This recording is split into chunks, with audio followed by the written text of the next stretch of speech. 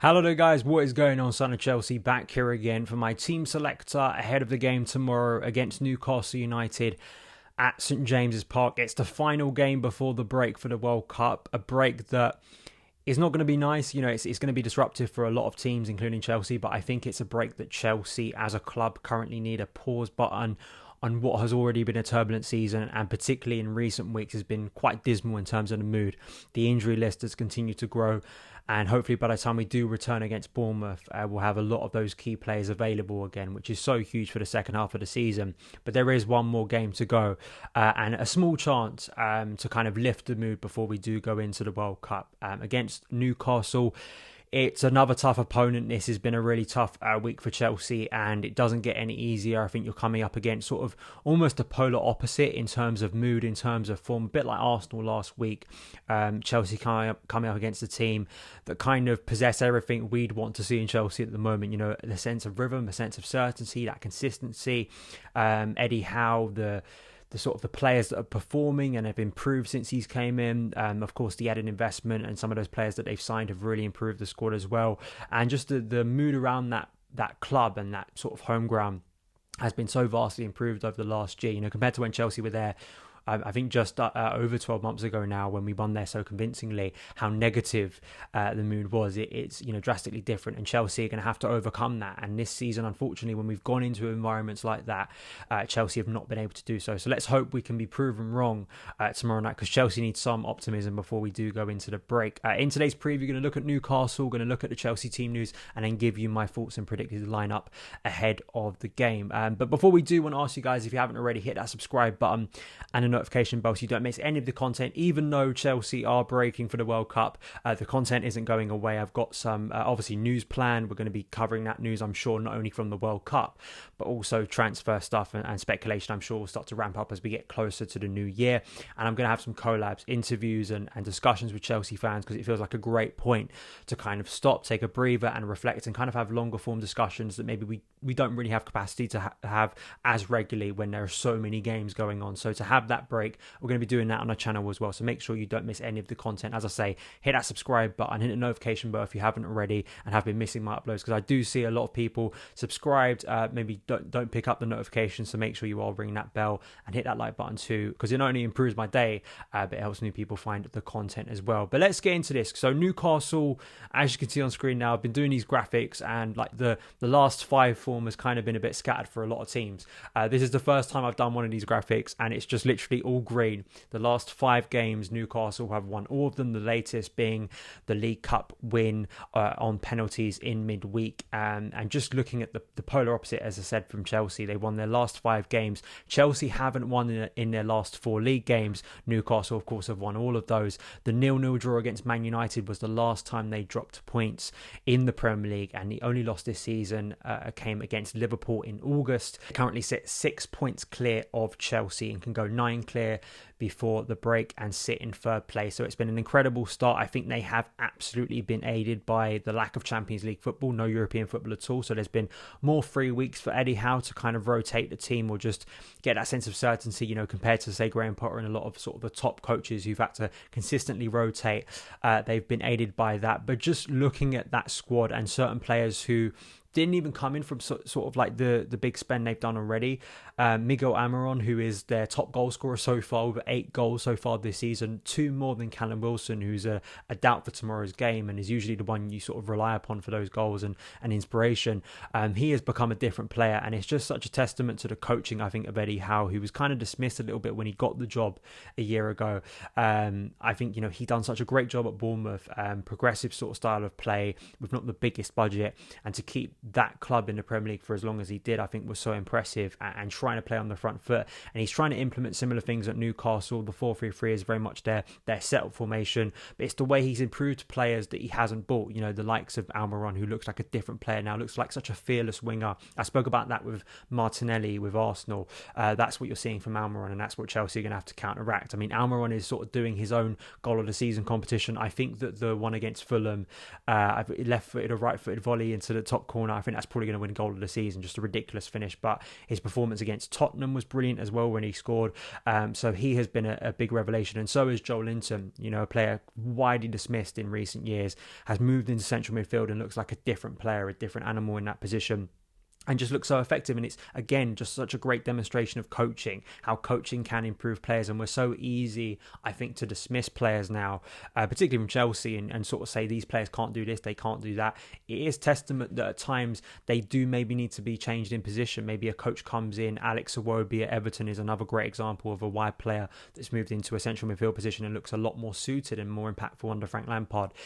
It's just, again, testament to good coaching and just sort of the unity they've got there. Of course, there is quality. Bruno Guimaraes, who is scored 3 goals this season, is a player that has been linked to Chelsea as well. One of those names that I'm sure will be potentially getting a big move, but maybe not if Newcastle do get Champions League football, and with their investment, you think he may stick around. And of course, there was another big signing over the summer in Alexander Isak, who did get injured, unfortunately. Sven Botman too, Kieran Trippier, Dan Burn, Chris Wood, and of course Guimaraes as well. These are all signings in 2022 that have absolutely improved their squad. So they're going to be in buoyant mood, and it's going to be really difficult for Chelsea, I think, because you suspect a 5:30 kickoff. The last game before the World Cup, St James's Park is usually a very challenging place for Chelsea to go to.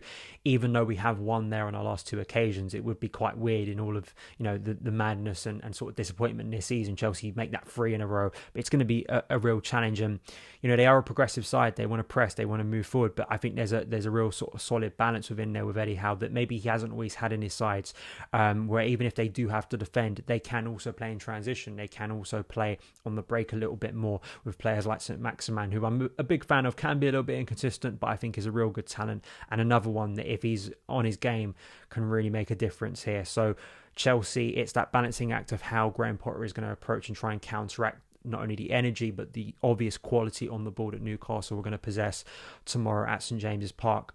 So Chelsea team news, there was only really one team news, and luckily my friend Adam Newsom was in the press conference and he asked it. Jorginho is fit for this game. Barring any late hiccups, he will be in the squad. Of course, he missed the midweek game.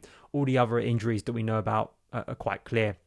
Kepa, Reece James, Wesley Fofana, N'Golo Kante, Ben Chilwell are still out of the team. But it's at least nice that we have Jorginho for one more game before he, has the break for the World Cup as well, because of course he's not going with Italy. This was the team against Manchester City in midweek. As you can see, the 3-4-3, Mendy in goal, Cucurella, Koulibaly, Chalobah, Lewis Hall getting that start and really impressed with Chelsea. He was probably the best player on the night.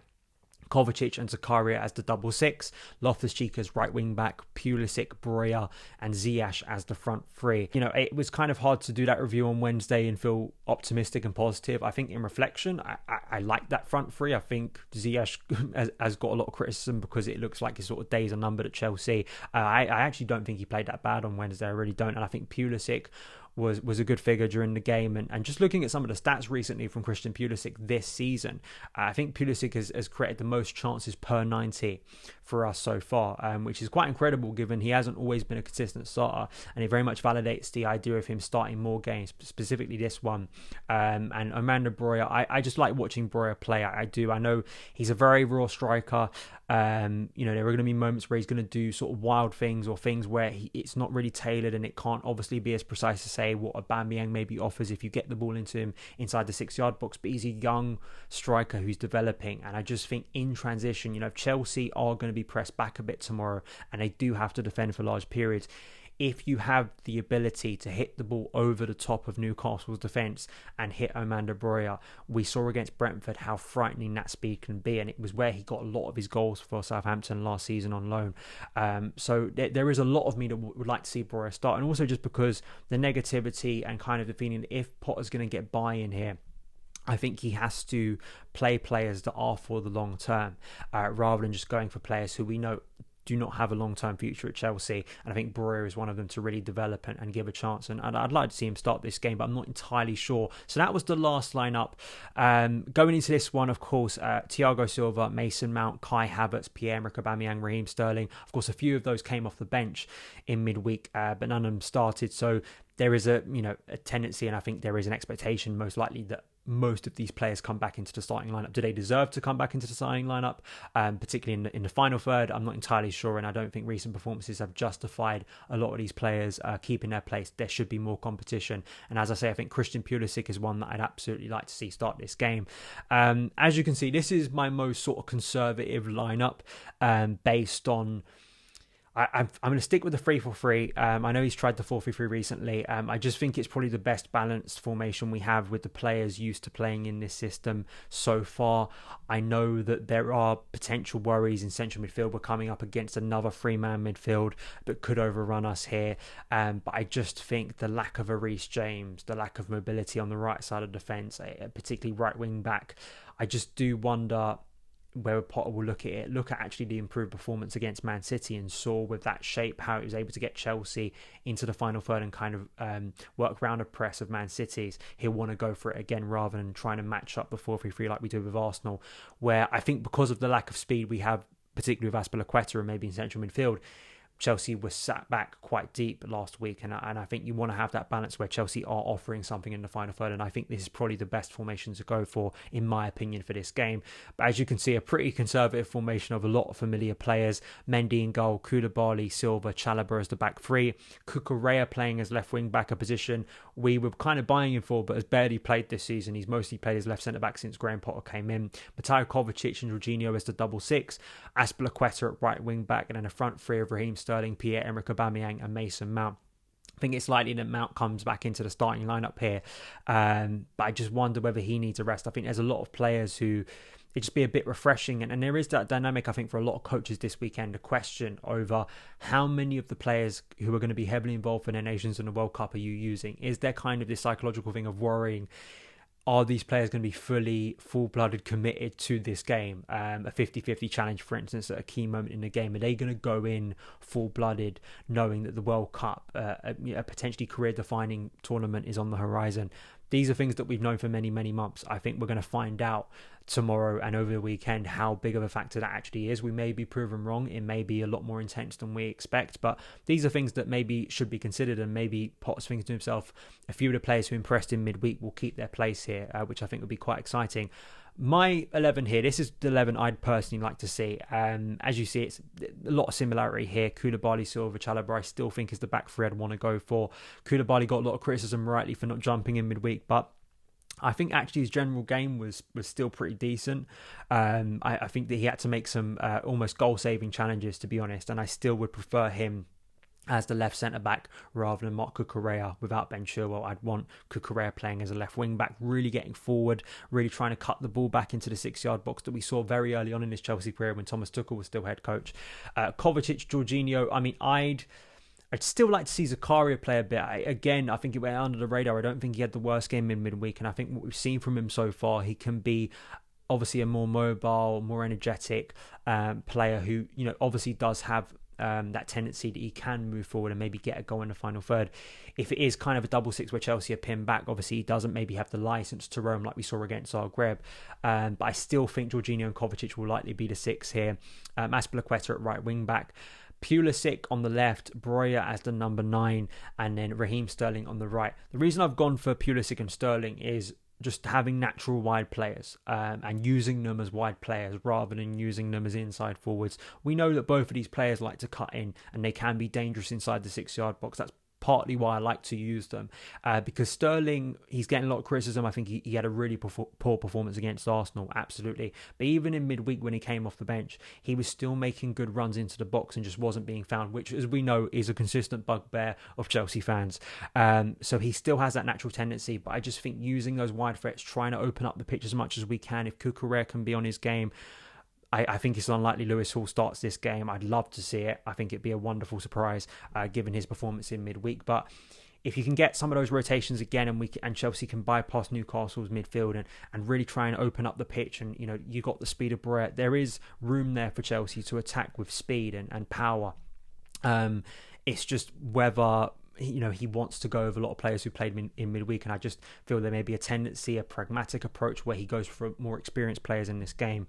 We will see. That's the difficulty of Potter. I mean, I think that predicting teams under him so far has been very, very challenging, and he kind of addressed it in the pre-match press conference today, where he kind of hinted that the rotation isn't just because he's Graham Potter and he likes to rotate. I think that maybe is a perception we have of him because of Brighton.